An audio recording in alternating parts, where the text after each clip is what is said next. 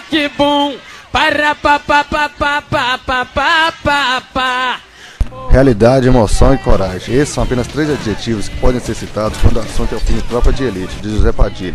A obra não é apenas mais um filmezinho qualquer, falando sobre o tráfico de drogas e os problemas enfrentados na favela. Tropa de Elite pode ser considerado um material produzido para que os governantes e toda a população do nosso país possam se conscientizar e ver que apenas passeato pela paz não vão resolver o problema do Brasil.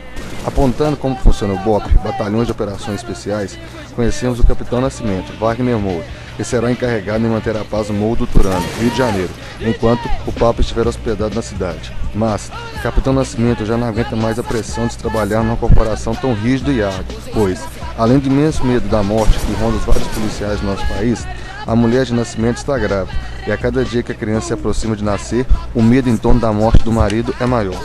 Logo, se relacionarmos grande parte dos problemas enfrentados pela população do nosso país, encontraremos o filme Tropa de Elite, que expõe todos esses problemas: tráfico de drogas, corrupção, dificuldades encontradas pelas classes inferiores, hipocrisia das classes mais elevadas e a violência. O filme não é somente mais aquela produção que aponta de forma superficial o problema. Muito além disso, o Tropa de Elite demonstra que apenas passeatas pela paz e pedidos de justiça não vão resolver a coisa. Enquanto não houver maior oportunidade de emprego, educação e respeito com a população de baixa renda, o Brasil continuará nesse ostracismo eterno. Em uma expressão, Tropa de Elite coloca o dedo na ferida do país. Um vai de ouro na frente, escotando o camburão.